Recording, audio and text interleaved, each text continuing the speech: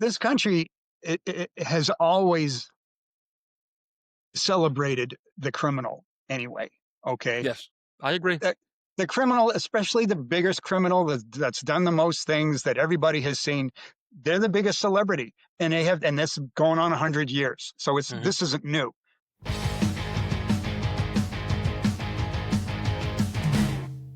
Okay, crime fans, this one is for you. Today, on the Another Nobody podcast, you got me, your favorite nobody, Travis Myers. And we are joined by Stephen Giannangelo, who, among other things, is quite the authority on serial killers, which is what we're going to be talking about today. Stephen has written 4 books on the subject and has been teaching all about the psychopathology of the serial killer for the last 25 years. So yeah, he knows a thing or two. Now, let's not waste any more time with me, and let's get with my friend Stephen. Stephen Giannangelo, so nice to see you again, my friend. How you been? I've been great. I'm good to see you, Travis. Yeah, doing good myself. Doing good myself. Well, I'm so glad you decided to join us today. As far as I'm concerned, you are the leading authority on serial killers. So I'd like to ask you, for our fans, some of your thoughts on serial killers, because you, for the most part, quite literally have written the book, haven't you? Yeah, I've written 4 books. It takes absolutely no effort whatsoever to get me to talk about serial killers. Once you get me Okay. started, it might be problematic for you to stop me. So yeah, go ahead. Okay. Well, I'm gonna introduce your books. I'm just gonna read them off here because I won't be able to remember all of them as I read. But you are the author of the Psychopathology of Serial Murder, which is a theory of murder, which you wrote back in 1996. Okay. Also, of Real Life Monsters, a psychological examination of the serial murderer. Irresistible Impulses, defending the insanity of serial murder, which came out just this March, correct? Correct. That's the new Yeah, one. that's the new one. And then there was another one from a couple of years ago, 2022, you wrote Monsters in the Mirror. So, again, you are more than qualified for this conversation we're going to have today. Good. Glad to hear it. Right. Let me, before we get started though, what got you into this? What pulled you into such a, I don't want to say an odd profession, but it is an odd profession. When I was a kid, and I won't date myself, although I probably will here, but I was always over interested in monsters, monster movies, and all that. And my parents would let me go to bed early, and they would wake me up at midnight to watch the midnight monster movies. So, so my aunts and uncles, they said that the kid's gonna be broken, that there's a problem there, and they were right. That's how it turned out. But I mean, I was really into them as a kid. The thing was, though, I was never afraid of them. Monsters never scared me. I was just interested in them. However, I grew up in the East Coast. I grew up in Boston. And when I was a young kid, Robert DeSalvo's case started hitting the airwaves, where he was the Green Man, and he was going to people's houses and killing women. And I noticed my mother react to this person in the news, and she was visibly shaken by it. So I Sure. heard about Albert DeSalvo. I heard about what he was like. Uh, Other stories came along, like the Manson killings and whatnot. And it occurred to me that those are the real life monsters. Those are the people. Those are the individuals that you should be afraid of. And that's where that book title comes from. That's kind of where my thought process went. Well, sure. Of course, in my time growing up in New York City, it was Son of Sam. Sign of You know, Sam. Son Absolutely. of Yep. Sam. I mean, you literally thought, regardless of where you lived in the city, that you were next or somebody in your family was next. Right. It was a terrifying time. I mean, again, geez, at that time I was 13, 14 years old, but it Sure. was still something that, terrified the neighborhood. It did. Yeah. We didn't live far from there. And yeah, that affected everybody. Absolutely. Yeah, yeah. So I can see it. And yeah, I was much the same too when it came to scary movies. I loved the old monster movies, the Dracula movies, and the anything with vampires and werewolves and things like that. But they never scared me. I just thought they were fun. Yeah, they were characters that wasn't going to happen. I mean, they had to have a certain level of real reality to get my Yes, attention. yes. Well, there was a saying my mother-in-law used to say it, other people said it too, but one of my mother-in-law's favorite thing, I mean, she believed in ghosts and she was very religious and stuff like that, but she would always say, "You got nothing to fear from the dead, you Yeah, know? It's well, the living you gotta worry about." that's absolutely true. Yep, yep. And she was a tough old bird from the Bronx, you know? So, now I should have mentioned, because I don't think I did in the beginning, that you are a professor of criminal justice, um, in the University of Illinois in Springfield, correct? Right. That's your current gig. Yep. Um, but you Adjunct also professor. you also had a long career in law enforcement. Yep. 20 years in law enforcement, and yeah, and I've been teaching out at the University of Illinois for about 25 years. It's kind of unbelievable that it's been going on this long, but I Yeah. do like to do that. Well, that time is not our friend, man. It goes fast. Oh, you get that right. Yes, yes. Now, and what did you do for our audience now? Explain what you did while you were in, law enforcement, which was, again, I have it written down here. Um, oh, geez, where did I write it down? Well, you tell us. Tell us what you did in law enforcement. I worked in a criminal investigation division with the Department of Revenue for a time. That's mostly white collar crime. Also worked with the Illinois State Police, and I spent time with the Joint Terrorism Task Force with the FBI as well. Yes. So you had quite a career there. Uh, I but worked a lot of these different cases. It was interesting. Yes. Oh, and, well, people don't realize when you put the time in, a lot of stuff comes across your plate. It's absolutely true, and you end up working with just about everybody by the time it's over. I mean, whether it was DEA or ICE or whoever it happened to be, sometimes you would just go out and do something else, and that's what made the job so interesting. I mean, you couldn't wait to do something else like that. Well, I have friends, here in New York who got a lot of guys got sucked into the JTTF, again, the Joint Terrorist Task Force after 9/11. That was a big spot. My brother worked there. Many friends did. I have a friend, Jody, who's been on the show before, and a dear friend of mine. We were cops together in the Bronx, and he's been all over the world chasing bad. He's been to Morocco, Afghanistan, all over Europe, because people don't realize that a lot of times, especially doing the terrorist thing, the terrorists are all over the place. And That's so true. they've committed crimes in this country, but they're wanted by us. And who goes? The NYPD. If it happened in New York, I'm sure where you are in the Chicago area, if, something happened there, they're sending a cop from Chicago to go pick this guy up. Absolutely, and JTTF does international terrorism and domestic terrorism, so you get to work both sides of that as well. Yes. All right.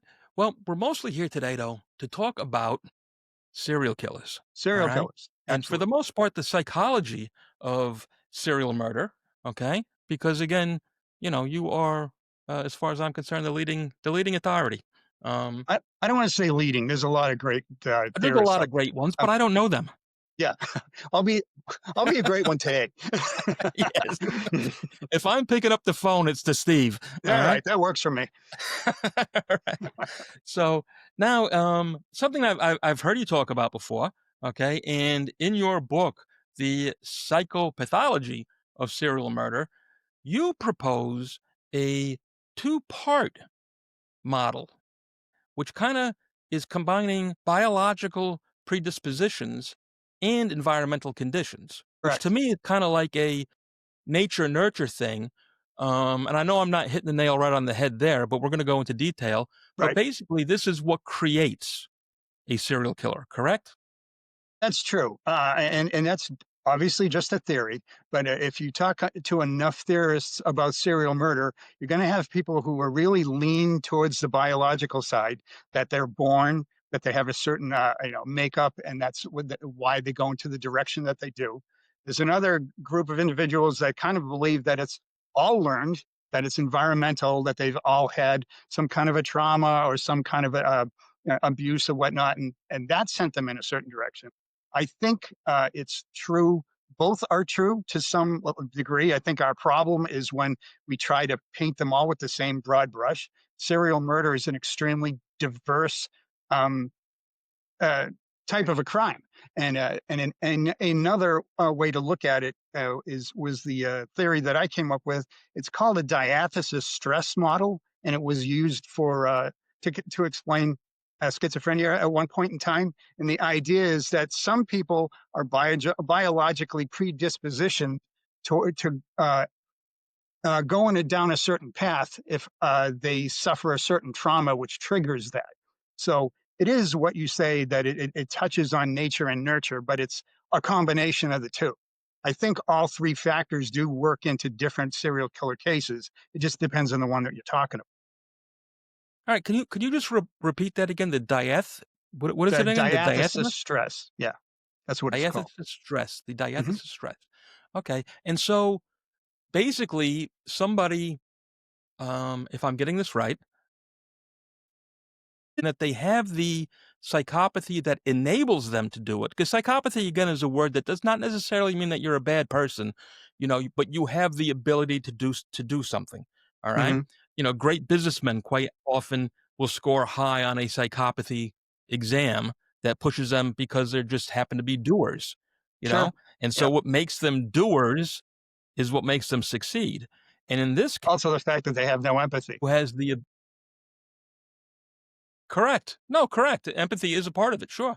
And and for the serial killer now that we have somebody who has the psychopathy combined with the lack of empathy, and then you're saying that we are gonna add a bit of the nurturing end where something has triggered them along the way to push them either to push them into it or correct me if I'm wrong now, and I don't know how I wanna word this, but release them from any inhibitions that would keep them from doing it. That's probably a good way to put it. I mean, when you Okay. talk about somebody who's psychopathic, generally, the research is about a lack of anxiety and often an excitement seeking as well. So this is somebody who has a lower autonomic center. This is somebody who doesn't feel that anxiety and is able to go ahead and do the things that other people just talk about. Sure, sure. Where in essence, to put it in a very, layman's terms, they simply don't care. Exactly, they don't care. Yeah. They They don't don't have care. a conscience, they don't have empathy, they really certainly don't have any remorse, and, they don't follow any sort of laws whatsoever. And I think anybody that has spoken with a psychopath, first of all, they know that person was a psychopath when they're done talking to him, and that individual, when they're, displaying certain types of, feelings, let's say, it's usually an act. It's usually something that they're putting on. Right. Yes. Well, that's the thing too, so many of them really are great actors, aren't they? Is exactly right. Yes. Yeah.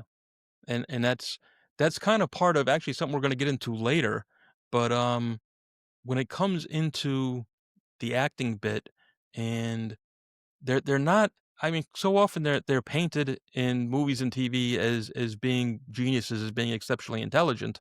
Mhm. We know overall they're not. Most of them are average IQ, but That's true. they have quite often a personality that allows them to manipulate other people, to talk other people into things. They'd make great salesmen if they weren't killing people.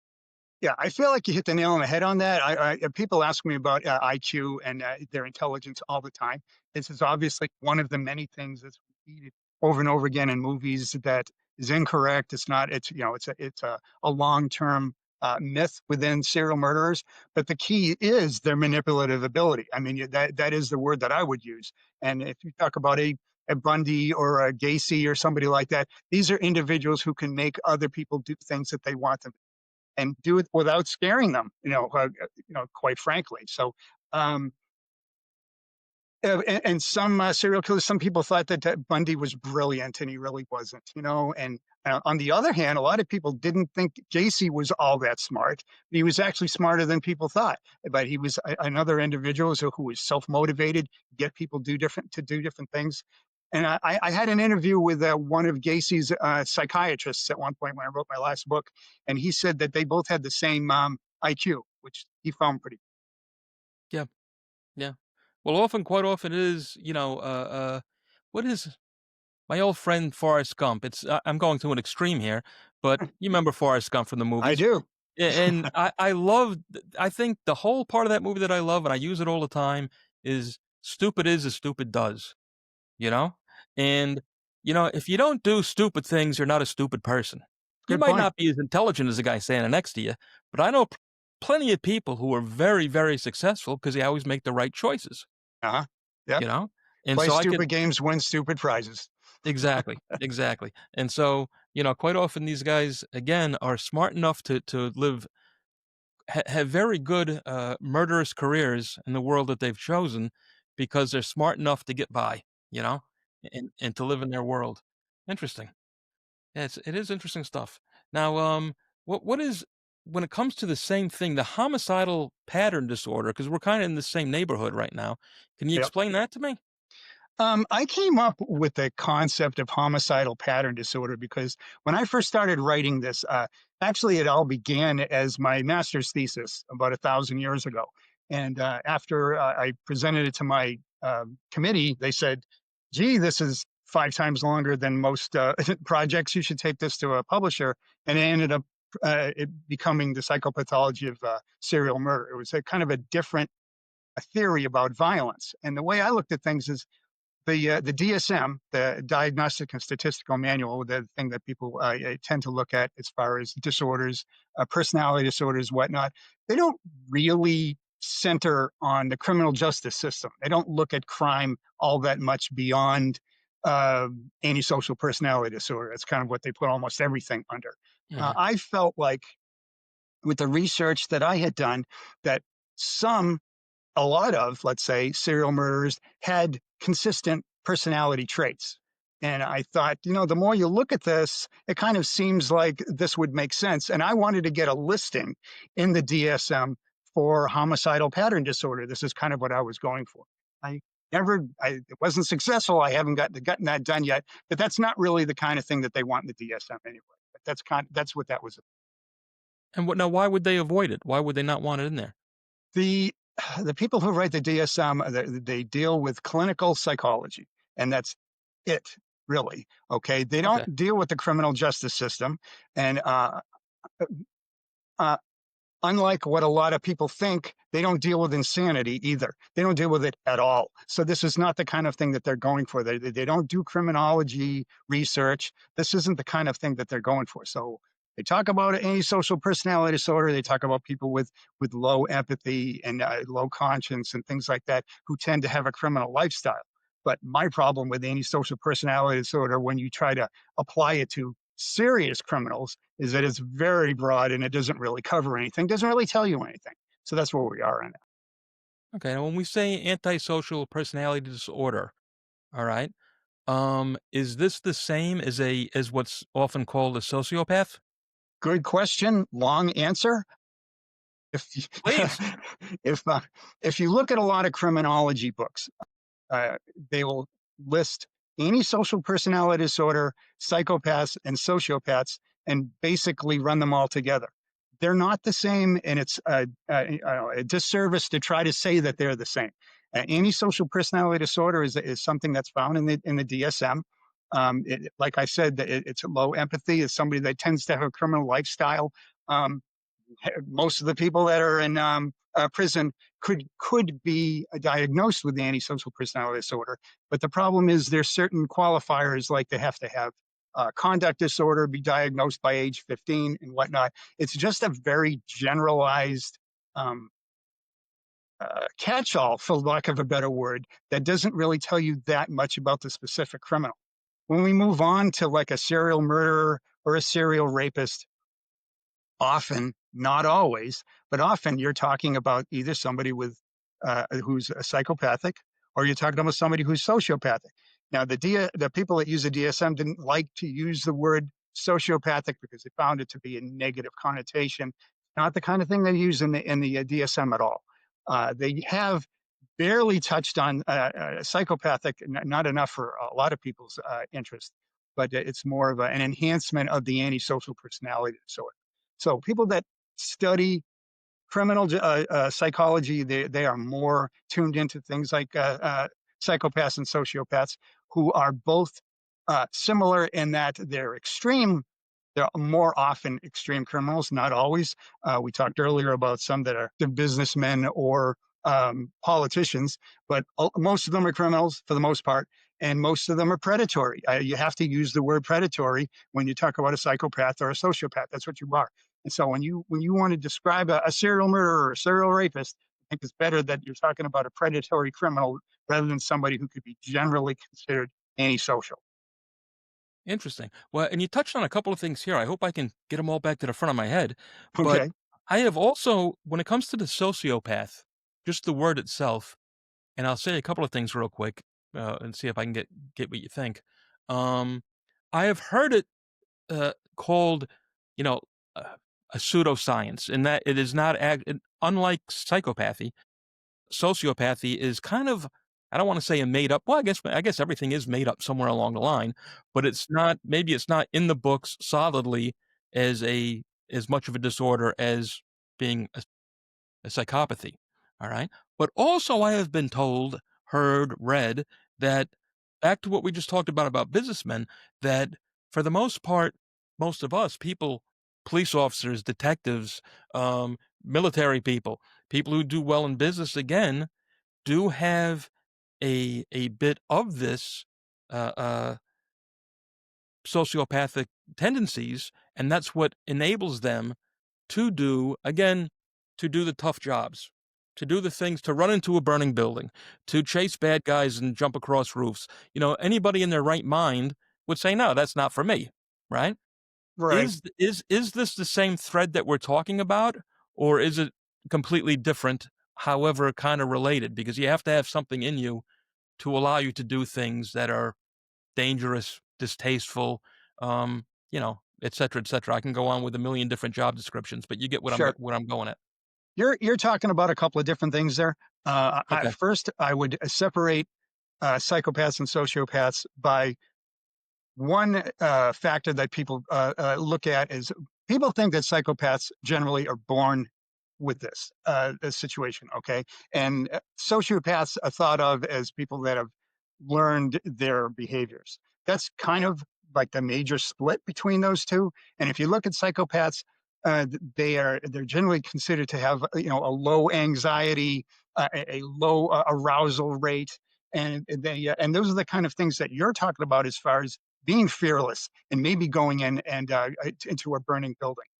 Well, I can say for myself, in stressful situations, do not get excited.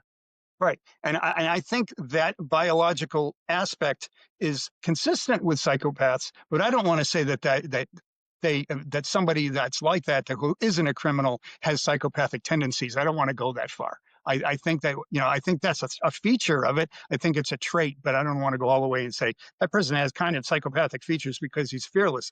You know, that's a Well, stretch to me. It's a again, little too every much for me. individual is different, because I can say myself, I don't get excited in stressful situations. I willingly many times put myself into dangerous situations. But when it comes to empathy, I'm the guy that cries at commercials if there's a cute puppy on it. It's very easy to tug on my heartstrings, you know. But I have to piggyback on that statement because I had a conversation with a serial killer in that book, Real Life Monsters. Had a whole chapter on it, and I just got in his head and tried to find out who he was. And at one of our meetings when I was in there, he said to me, "You know, do you think I'm a psychopath?" He asked me that straight up, and I said, "Yeah, I really do." And he was almost insulted by it. He was a little offended, and he said, "But you don't understand.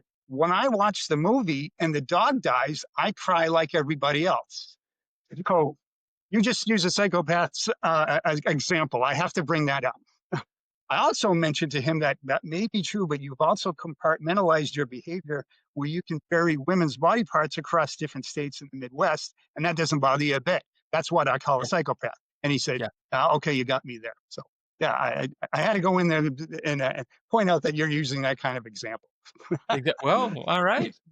Then something about me I didn't know. Maybe, let's say. Now with this too, um, what do you call it? Let's talk a little bit about the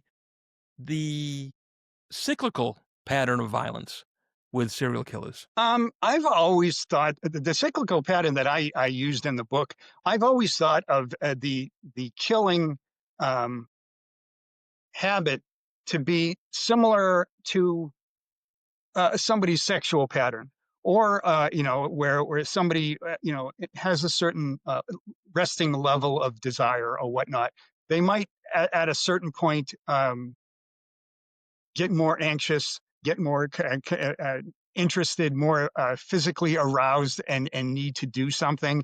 Then they end up doing that. Then after that, there's a certain gratification and a relief Yes. pattern where it's not necessary, and they've been sated, for lack of a better word. And then it all kind of builds around again. And that whole thing, that whole normal person's sexual cycle reminds me a lot of the cycle of a serial killer uh, uh, between kills. That's what it sounds like to me.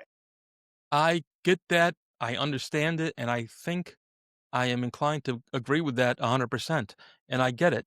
And that's why we can see, because sometimes we'll wonder as, people on the outside, you know, um, well, why does this guy only strike 3 or 4 times a year, Hmm. you know? Yeah. And then sometimes they'll have careers, these guys have sadly have lasted 20 years sometimes.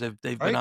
They've been killing again and again and again, but it is so strangely sporadic where it is something that builds up in them that they have to get out of their system. And then, like you say, they're sated, so they don't have to act again for X number of months or years, and they're probably quite often even fighting it off as Yeah, best for they sure. can until they just can't stand it anymore. Yeah, and the homicidal pattern disorder and the definition that I was coming up with as far as a serial murder, that was the key part of it. That somebody has a certain buildup of anxiety and then a certain relief and gratification after that. That's before and after, which I find to be critical with the serial killer. Yes, yes. Now, and for our listeners, 'cause I understand the definitions, but let's compare that now to a spree killer who because, many people may think a spree killer is a serial killer, but it's not. He may kill numerous people within a week, a month, or several months, but it's homicide, homicide, homicide, homicide, as opposed to taking those long breaks. Do I have that correct? I would disagree with that. Uh, Please go ahead. in the we, there was a major split around 2005. FBI had a major serial murder symposium and brought in a lot of uh, famous experts on serial murder, and they tried to put together a definition of what serial murder is to enable to help out law enforcement. And what they did at that time is they came out with um, their definition is that serial murder is two or more murders in separate events. And that was it. They took all of this extra stuff out of it and kind of eliminated that. In that same manner, they sort of took out the concept of the spree killer. And why they did that is because the former definition of a spree killer included cooling off periods. I don't know if you've ever heard that term before. That's kind of Yes, a long yes. term version that's been used within the industry forever. The FBI has kind of turned their back on the concept of cooling off periods because they don't like the concept of the idea of the serial killer not killing because he's cooling off, because it's an emotional low. There are times when it's a cooling off period. There are times where they're having a lull in their emotionality, but there's lots of other reasons why serial killers don't kill. Some serial Yes. killers don't kill because there's people looking for them. Some other killers don't kill because of the weather or something else, or some killers kill more than other killers. So there's a whole lot of different reasons why there are spaces between some killers' kills and not others. So that was a major difference as far as spree killers are concerned. So Personally, I'm showing my I would age. say, I'm sorry. No, I'm saying I'm showing my age a little bit then because I'm working off the old model. A lot of people are working off the old model. People insist that serial killers have to kill three people, and we haven't thought that in 2 decades. Well, Okay, that's what I thought that originally, and again, I don't know how far I'm going back. It went from 4 people to 3 people, and then now it was, uh, uh, 2 people, you're saying? it Because I is. remember there was a time there was a young man that we actually grew up with in my Hmm. neighborhood, um, who he had is now he's a serial killer, he's been arrested, he's locked up, I went to junior high school with him, and he, what do you call it? He killed 3 different women. But at the time, back in whatever it was, 1983, something like that, I think the number was 4 that you were Right. supposed to do at the time. Then they Yeah. changed it to 3, and now it's 2. And 2 is not much of a bar. It's not much of a bar. My problem with the whole numbers thing, and I have, like, I wrote in one of my books an entire chapter on the numbers because so many people are so caught up in how many kills they've had. A good example, when you talk about the difference between 3 and 2, when I was a younger person, people thought Ed Gein was not a serial killer because he only killed 2 people. And I Yes. never bought that. All I thought was, you're going to tell me that this individual, the things that he did and the murders that he committed, and you're splitting hairs between 2 and 3. And another example is, say, um, Wesley Allen Dodd. Not sure if you've ever heard of him. He was a murderer out in Washington State. He had over 100 child molestations. He was a horrifying child molester, and then he finally moved on to murder. Realized that he liked that better. Ended up killing 3 people, and he got caught trying to grab a little kid from a viewing of Honey, I Shrunk the Kids at a movie theater.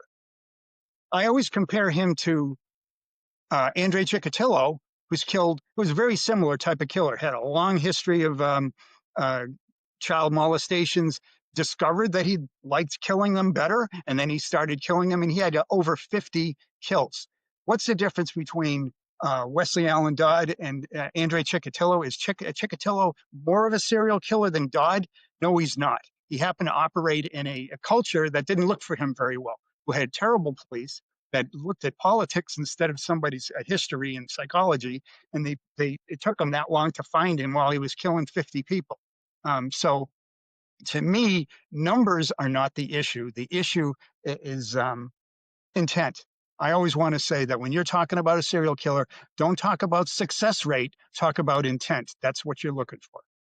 Well, I not only will I agree with you on the intent thing, but also on the psychological makeup, on just how crazy or insane these people are, because it is a different, well, I guess intent is the word I'm gonna go, but it's a different drive, if you will, Correct. you It know? is. Yes. Yeah. Compared to a street thug who has killed, maybe 2 or 3, 5 guys, compared to this. But you know what? We're gonna take a quick break right here, Steve, because there's something that's very related to this that we're gonna come right back to, okay? And we're gonna play this numbers game for a little bit more before we move on. We're gonna take a break now. See you in 2 minutes, everybody.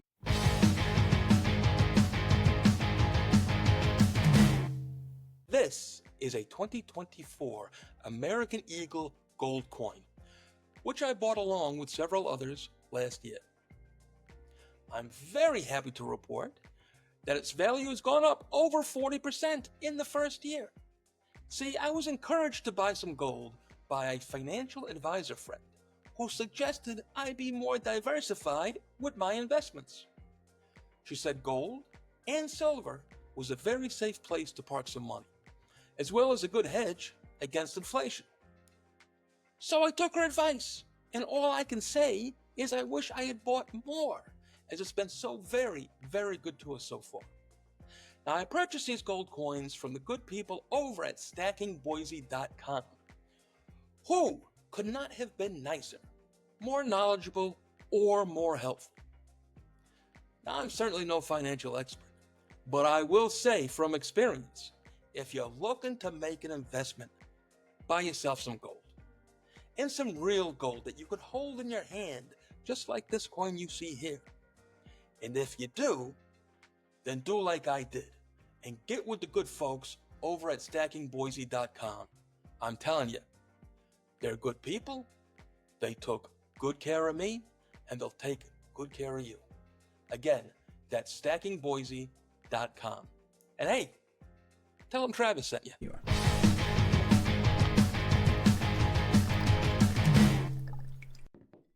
Hey, how you doing? It's me again, another nobody, Travis Myers. And today we're going to talk whiskey. I know most of you think of me as an all-American patriotic type guy, and you are right. But when it comes to whiskey, In drinking whiskey, which I do, I always go for the Irish stuff. And my choice when it comes to the Irish stuff is Powers Irish Whiskey. Established back in 1791, it's a triple distilled, oak aged whiskey. Powers is simply magic. It also happens to be the #1 selling whiskey in Ireland, which has got to say something, because if it's good enough for the Irish, it's good enough for you. So the next time you raise a glass, fill it with Powers, and think of me, another nobody, Travis Myers.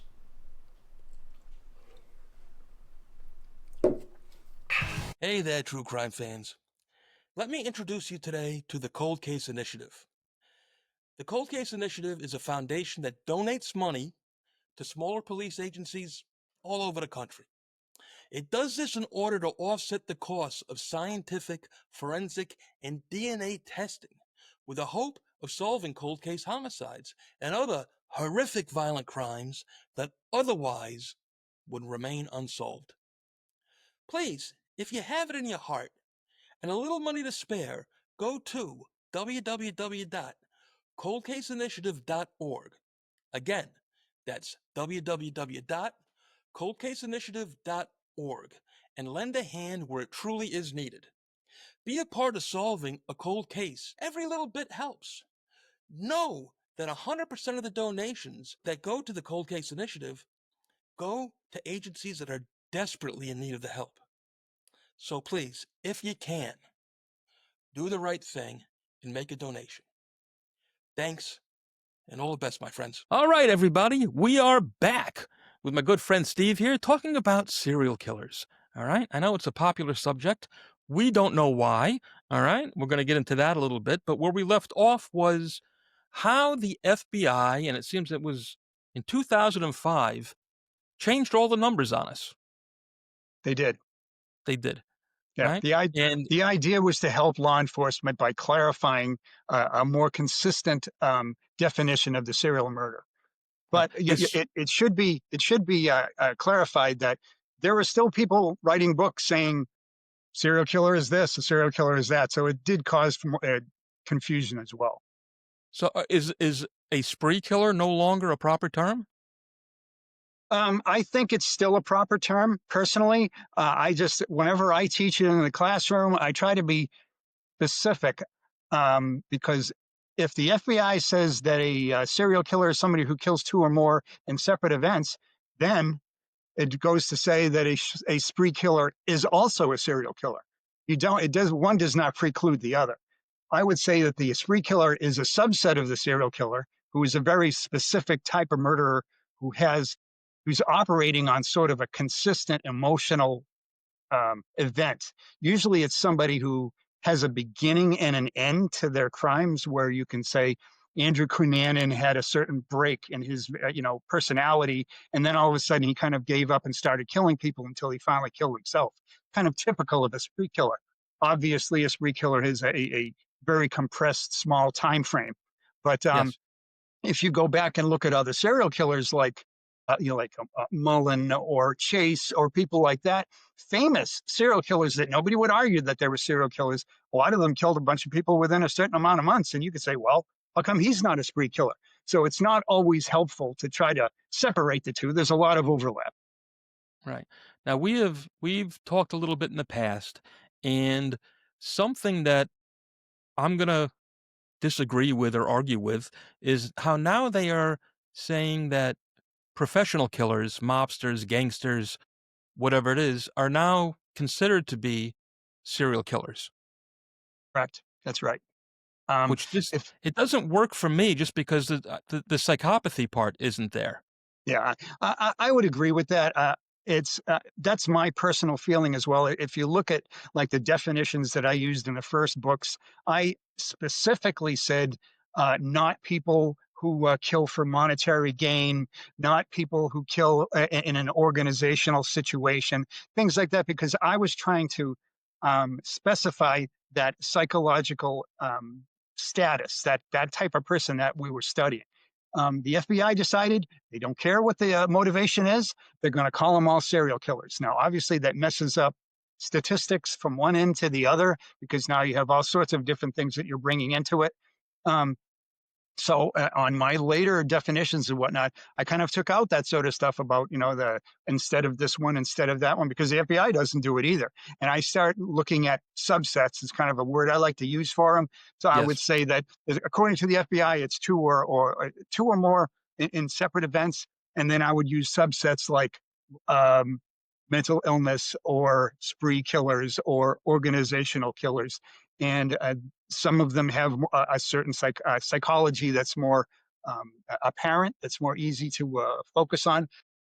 Mobsters themselves, some of them are highly psychopathic. I don't think anybody would argue about people like Whitey Bulger or that whether these people enjoy killing people. They stop Yes. killing for business. They kill because they want to kill. That's all there is to it. So yeah, those people are serial killers, absolutely. And I should have thought that at the beginning. I should have thought that through. And then there's other ones that you can identify that just did do it for business, but they still kill people. And if they kill people in a serial basis, that we're going to call them serial killers. So it's Yeah. important to bring out a sort of subset to that. I guess I can agree on the technicality, but I'm still kind of gonna disagree with the FBI a little bit, and I guess I with don't you blame you. also. You I know, agree. I disagree with them all you know, the time. So there's I'm no with you. doubt. Like when we talk about a fellow like Roy DeMeo, who was a terrible, terrible gangster from Queens, Brooklyn area, Canarsie. I'm not sure exactly what neighborhood it was, but him and his crew, the DeMeo crew, would uh, are rumored to killed over 100 people.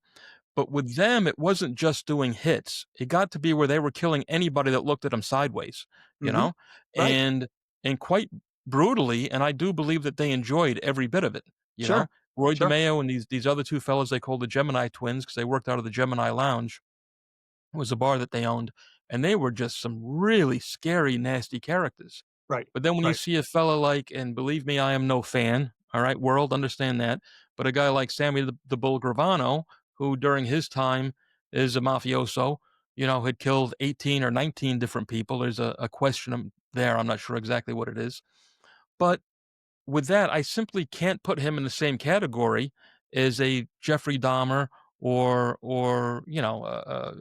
David Berkowitz or anybody else. It seems like a completely different psychopathy.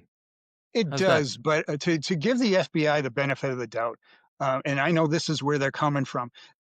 Anytime you look at mobsters, there are certainly those extremes, one or the other, as far as their personality. Some of them just like to murder people. There's no question about that. But on the other Sure. hand, there are those that killed them supposedly just for business. But the idea is if somebody has such little empathy for other people's human lives, that's a serial killer too. You don't have to be somebody who loves the bloodshed to be a special kind of criminal who kills people on a regular basis just because it's involved in your business. So there's different levels of psychopathy, I believe, but I think it's legitimate to actually call those people serial killers as well. The difference Okay. is like to me, when I like to study the ones that have the psychological status that we're talking about here, that more of a more of a psychopathic behavior. But it doesn't make the other ones not serial killers. Yeah. Again, and I think um, I will give in to you and the FBI in that you got me on a technicality. Okay. All I get the right. point. I love it. You know, you got me on a technicality because, technically, yes, they have killed multiple times. They Right. fit all the Right. criteria. I just think that the mindset is so different. And when we say serial killer, we're certainly not thinking about, either, again, gangsters in the mafia or street hoods who, Sure. again, they're fighting over a corner and you end up Hmm. in your career of drug dealing, you kill two, three, four, five people. It still is a different mindset. And I'm not condoning any of it by any means, Sure. It but still takes a different person to be killing people repeatedly. And there was a time that where it mattered whether it was strangers or not, whether we counted them as serial killers, or whether there was monetary gain, or whether they were covering up a crime. We tried to not really include that with serial murder. But again, as the FBI landed on, if you have people that are killing strangers or family members, like females killing their husbands for insurance, or people that are covering up crimes, lots of serial killers kill, because they don't want witnesses. I mean, they're and they kill a lot of people because they don't want witnesses. The guy that I interviewed that I talked about earlier, we talked about that, and he said, "Listen, it's like when you steal a car. When you're done with the car, you get rid of the car." And I just thought, wow, I mean, you can't be more plain than that. So Yes. that makes him just as much a serial killer as everybody else. So I think it takes a certain mindset to be a serial killer and to kill people on a repetitive basis. Yes. Interesting. Interesting. And again, it's just the way that they've, I guess, changed the rules, or changed the numbers. It does it makes perfect sense, you Right. know. But again, I It's can't see. absolutely true that if you look at this statistical analysis, that those that look at the numbers closer than I do, they actually calculate uh, what different people do that kill three or more, and what different people do that kill four or more, and they seem to be more serious serial killers certainly than the others. But a lot of times it's only two because they got caught first. It's hard to say Yeah. why they only Yeah. kill two. Well, there's a funny thing there too now. Geez, I don't know how I want to approach this also without sounding like I don't want to put it in the wrong words, but I can't think of anything else to say it. Let's call it shall I say the romantic view of the serial killer. I do not mean romantic in a good way at all, but it's the way that through the movies we watch, the television shows, the books that we read, so many people are attracted to this. Where the serial killer that people are attracted to, I can't think of a better word than romantic as in notion. The way I find cowboy movies to be romantic because it's something that I enjoy and look forward to. But it seems to be quite a step away from, or a whole different world again from the street hood or the mafioso or whatever. It's But true. what do you think is or drives this fascination that America, well, I think all of the Western world has with the serial killer? And again, this is the romantic serial, the twisted, sick, psychopath, sociopath serial killer that's doing these horrific things. This country, it has always celebrated the criminal anyway. Okay, Yes, they've I agree. the, the criminal, especially the biggest criminal that's done the most things that everybody has seen. They're the biggest celebrity, and that's going on 100 years. So Hmm. this isn't new. Um, Something about the most extreme serial killer who appeals to you like a Hannibal Lecter, who has that kind of apparently high intellect. He probably doesn't, but he's just manipulative.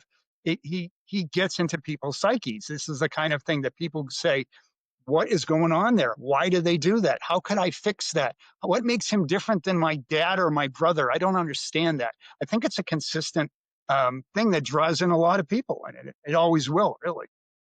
Well, I know I've related to this before because I'll get the same kind of question sometimes, but I'm not the expert that you are. But let me throw this at you and see what you think. When people are liking these things, um, and whatever draws them to it. Well, I just mentioned the westerns, right? Hmm. And we Yeah. talked a little bit about gangsters. Yep. People love cowboy movies. They love the idea of the old west, which historically is nothing like people think it is. Okay, Sure. Sure. people love gangsters, the Sopranos, The Godfather, whatever it is. They love that stuff. Again, a life that is nothing the way it's depicted on television. It's a whole different world in real life. You and Right. I know that. Right. Okay, but for these guys, there is a freedom I think that we look up to in cinema, okay, or in our books, in Hmm. that these men can do whatever they want to do, which the average guy can't do. The average guy's got to go to work. Right. And you Right. might walk into your local pizzeria, and that poor guy is in there 80 hours a week making pizzas, breaking his back. But behind him, he's got a picture of Tony Soprano or Hmm. Marlon Brando on the wall Yep. that he's looking up to because these men are free to do whatever Yep. they want to do. Yep. We look back at the Wyatt Earp, the gun. Oh, okay, you know what? We're gonna settle this right now, Steve. Me and you Sure. at high Yep. noon. And there's Yep. a romanticism that goes to that. Yeah. And not to mention those individuals, they don't work for the man. They don't get told to do anything. It's yeah, which plays into that whole celebrity status. Well, that's kinda what I mean about the freedom is that there's no chains binding them, you know? If they got a problem, they're gonna take care of it, and, you know, with their fist or with their guns or whatever it might be, and somehow the serial killer has that same romantic quality, almost and I think for women that he is like the ultimate bad boy, if you will. Absolutely, absolutely. Yep. And I know, like, even for our books, you know, the Tommy Keene series that I write with my sister, Mhm. all of our fans are women, you know? And I know from what happens with on television, you know, they're constantly and you look at Netflix, I mean, it's true crime, true crime, true crime, and the top of the true crime is always the serial killer. This the you know, the missing child, awful guy that's stealing children, whatever it is, the worse it is, it seems the more popular it is, and I'm curious what your take is on that, and especially with women, because I guarantee you right now, there are more women listening to this conversation than there are men. I've been teaching this stuff for 25 years, and it's always been consistent since day one, since the first class I taught. 85% plus women. It's always been like that. I don't know if women's uh, tendency towards empathy puts them in a position where they think I can fix them. They would be different with me. I'm special because I can see something about them that other people don't, and or maybe I share something like we both have autism or that sort of thing. I mean, it's there's been a lot of different emotional connections as far as women are concerned, and serial killers always has been for sure. Yes. Well, something that always fascinates me is how most of these guys who, you know, couldn't get laid on a bet, you know, couldn't find a girlfriend if their life depended on it, Right. the second that they're in custody, they're married. Oh, yeah. They're Yeah, getting that's married, for they're sure.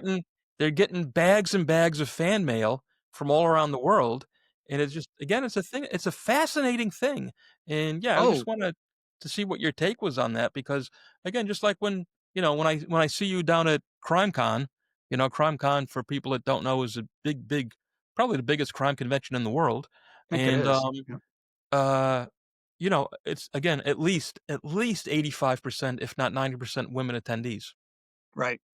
you know? And there's a certain groupie level, as far as interest in serial killers as well. If you go online and you look at some of these fan sites for particularly Jeffrey Dahmer, Ted Bundy, Mhm. and Richard Ramirez. I think those 3 are the top of the food chain as far as groupie activity. I mean, you just won't believe some of the fans that these people have and what they say. And they will go from, "I don't care if he killed X number of people, I'm in love with him, and that's all there is to it," or they're innocent and they've been railroaded. But they have this connection that they feel exists, this emotional connection, which is hard to believe. And really, in Dahmer's case, it's the most amazing to me because Jeffrey Dahmer was 100% gay. He always said Yes. I was 100% gay. There's never been any chance that he would ever not be gay. And he has every bit as many fans as Ted Bundy does. And they feel a certain sexual attraction to this guy. That's it's hard to explain. Yeah, it's very strange to me, very bizarre. Um, and again, I mean, the whole true crime thing is, even though it is part of our world, it's strange to me how many people are attracted to it, including you and I, my friend, you know? Absolutely. I'm You know, guilty including as you and well. I. I Yeah. am not above that. No, no, you know, we're both, you know, we're in it to win it, you know, we're in here writing books and having podcasts and, Yeah, you know, dedicated both of our lives to law enforcement. It's something that we are a part of, and right, even right. if we are the other side of that coin, it's still the same coin, if you get what I'm Oh, saying. I agree with that. I mean, I always kid when I get some of these paintings by like John Wayne Gacy and whatnot, and bring them into the classroom, and we sort of dissect them psychologically and historically. And I always like to say, well, yeah, I have certain murderabilia because I'm a college professor, but actually, it's more of an excuse than anything. But anyway, we love this stuff. Yes, yes, yes, we do. Let's go a little bit now because we touched on so many different things, but I wanna before we go get with the myths. There's so many myths that surround serial killers. All right, one of which you just mentioned because you just mentioned out a few names there. Shame on me. I'm gonna Jeffrey Dahmer, Ted Bundy, Bundy, Gacy, King, Gacy, Richard Ramirez. Now Richard Ramirez was Spanish, obviously, you Right. know, but Right. the overwhelming belief is that all serial killers are white men. Um, this has been a fallacy for as long as I can remember. I mean, back in the what they call it the golden age of serial murder, which was say the mid '70s to the '90s, it was more white males than anything, but not by an enormous amount. You know, probably more than 50% or so.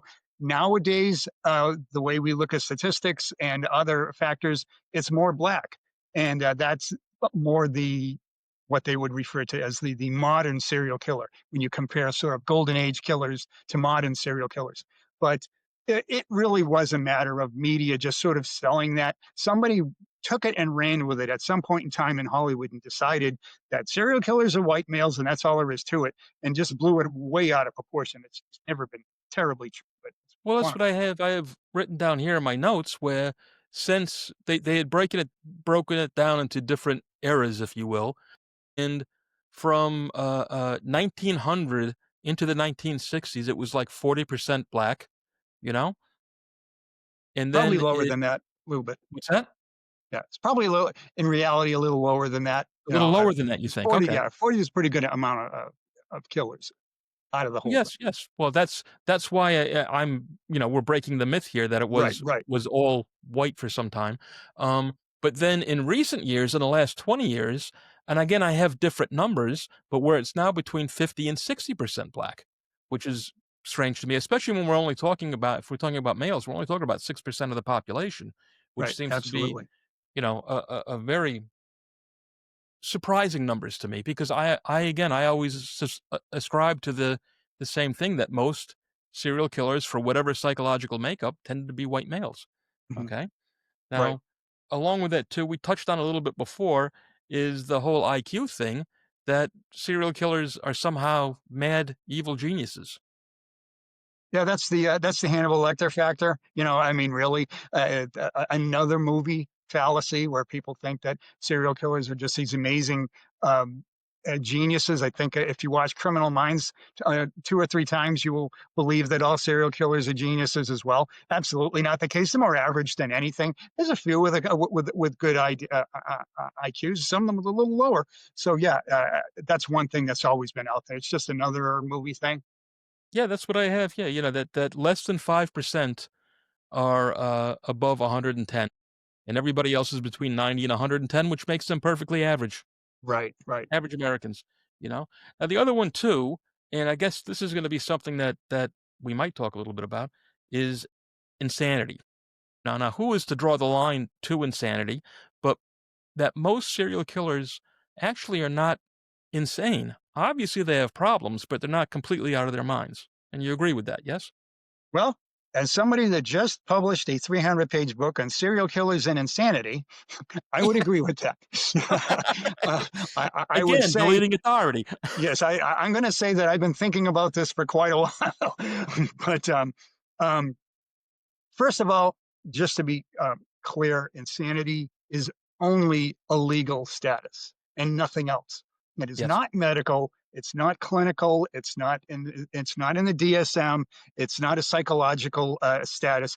It's a legal status. You are insane when the jury says you're insane. When the court finds you insane, and that's it.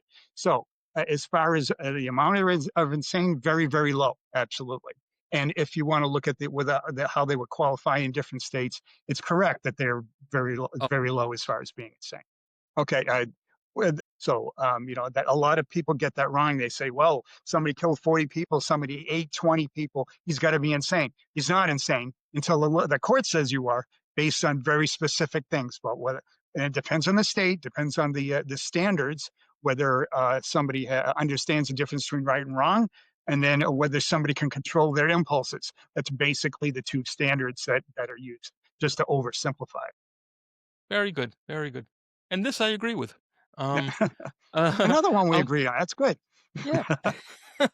and and also, the whole thing that they were constantly or continually, for the most part, abused as children, because they're always painted that way. That they come from these quite often very religious households, or they were sexually abused, that they were, well, what was it? We had talked before about it, the old McDonald's standard, where they were always bedwetters and Mhm. setting cats on fire and, Right, right. pyromaniacs, et cetera, et cetera. Again, Uh, turns out not to be the case. that again is another common fallacy. I mean, there are certainly serial killers who have had horrible histories. I mean, Henry Lee Lucas and Stanos and Elaine Warno. So they're excellent examples of kids that were mistreated horribly. But then you can talk about individuals like Richard Ramirez, who had absolutely no such things go on in his life. But if you look at things that were critical, you can look at when he got involved in drugs, and then later on, and when his mother was carrying him, she was exposed to chemicals and things like that that could have affected him biologically. There's a lot of different things that affect the development of the serial killer, quite a few different ones. And while there is a certain amount of abuse going on, that's not the case. Another thing to consider is different, like when I talked about the diathesis-stress model and certain traumas or things that affect somebody's predisposition. There are things that are considered trauma to some people and not others. Look at Jeffrey Dahmer, who, when he was, say, 18 years old and his parents were having this horrible, Yes. nasty, ugly divorce, and they finally both decided, well, we're leaving. I'll see you later. Walked out of the house at 18 years old. So now Jeffrey Dahmer's in this house by himself, deciding what to do. In this specific situation, this is somebody that was not just traumatic, this was a catastrophic event in his life, okay? Yes. He spent the rest of his life physically trying to keep people from leaving. That's how catastrophic it was for him. Now, you look at 8 out of 10 other kids that they might say, well, you know what? I think I'll fill the refrigerator full of beer and hang out. I'm 18 and I'm by myself. Didn't bother him a bit. Okay. So it's all Yes. relative. It all matters to the individual. No, there's 100% truth there because, what can be, absolutely nothing to you or I could be a very, very big deal to another Sure. person. Sure. And people quite often don't realize that, and parents don't realize that quite often when they're raising their children either, how seriously certain things can be taken. And just like that too, like Jeffrey Dahmer was a perfect example of a loner, all right? But that's again another fallacy that most of these guys are not loners, correct? Right. Right. It's impossible to paint these guys with a broad brush. I think when we talk about some of these myths, it's sort of a constant problem of painting all serial killers with that broad brush. When I interviewed that guy I talked about in the book before, he said to me, he said the most important thing to keep in mind is that he has experts walking in and out of his cell trying to get him to fit into their theory and into their little box of what a serial killer is and what they are. And these people don't understand that serial killers are very diverse. They have very diverse histories and how they get to where they are. And we need to understand that every time you think about a serial killer.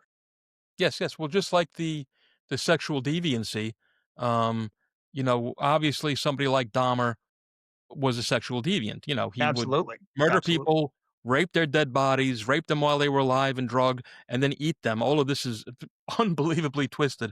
Yes, it is. BTK or the Golden State Killer. There's always a sexual thread through all of these guys, but for many of them, there's no sex whatsoever. Absolutely true too.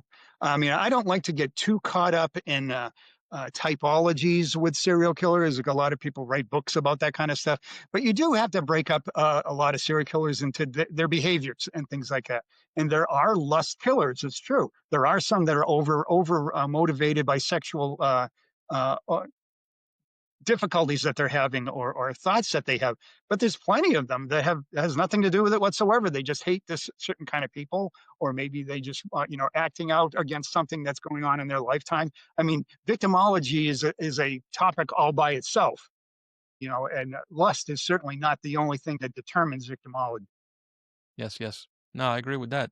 And that's why things that they're so to the profile thing. Like we recently spoke to somebody who's become a good friend of the show and of mine, um, Julia Cowley, who was a profiler for the FBI. She worked on several cases, including the Golden State Killer case.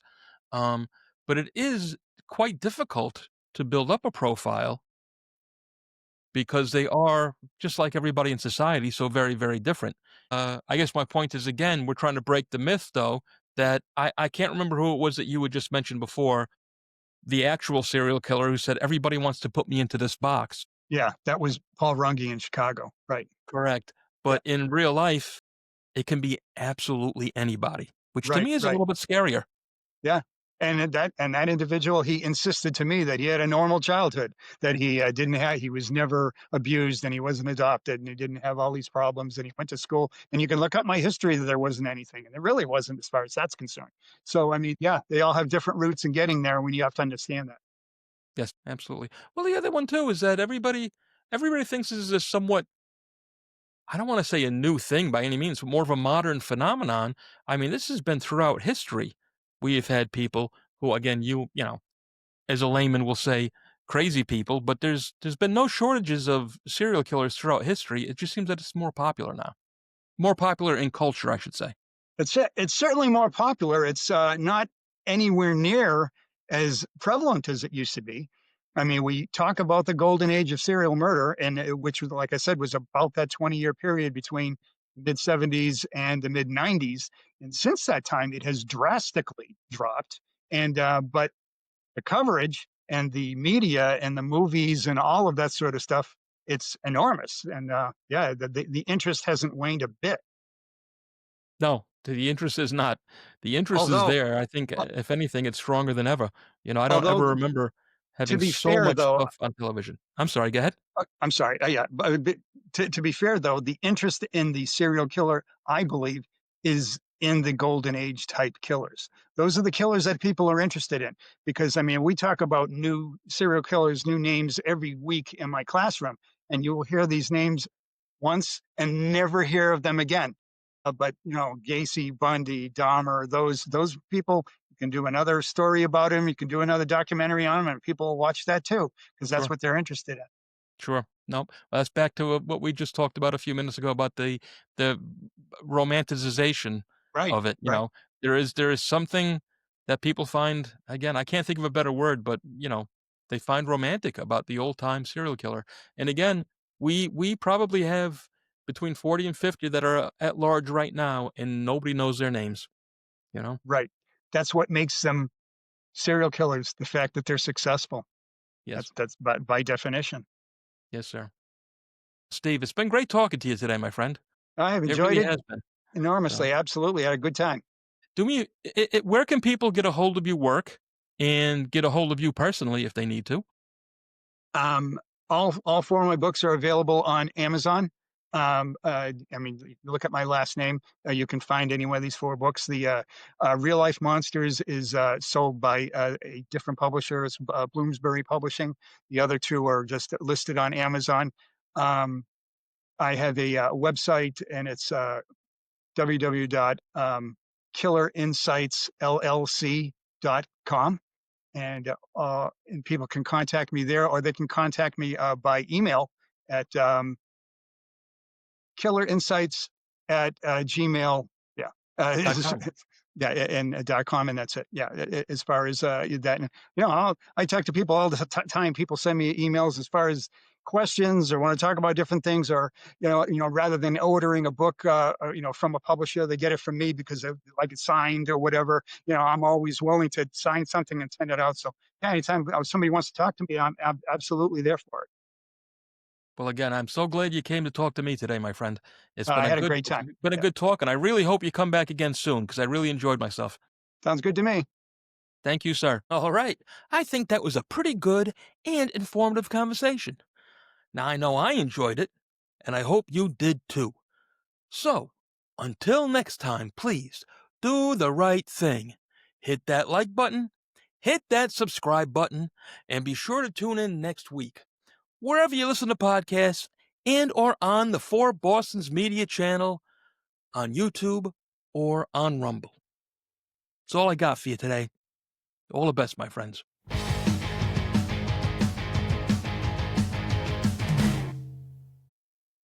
All right, we'll end it there. That was good, man. Did it feel good to Cool. you? Well, I liked it. That flowed very naturally. I like that. It was good. You're a good interviewer, man. I mean, you're prepared. There's a lot of people that are not remotely prepared, and it stutters a lot. And you carried it because you knew what you were asking. Well, thank you. So, due to our overwhelming popularity, thanks to you, our listeners, we are getting questions in from all over the place. The problem is, some come in over here, some come in over there. So what we've done, okay, is something new. We have questiontravistoday@gmail.com. Again, that's questiontravistoday@gmail.com, where you can send all your questions in, and I will do my best to answer them. Thank you so much for listening. It really means a lot to us. All the best, my friends.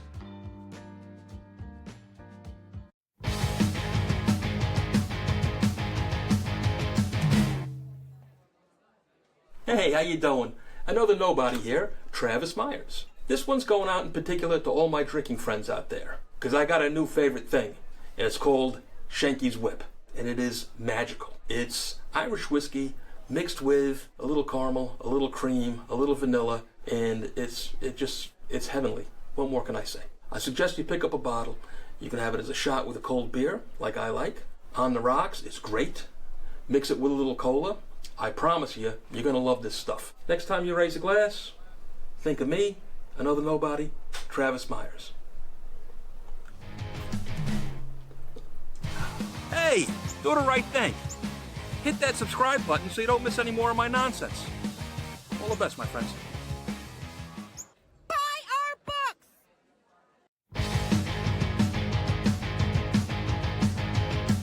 Listen up. This one's important. I'd like to try to encourage you, please, to give to the Stephen Siller Foundation, Tunnel to Towers, at T2T.org. That's letter T, number 2, letter T.org. Do good for those who've done good for you.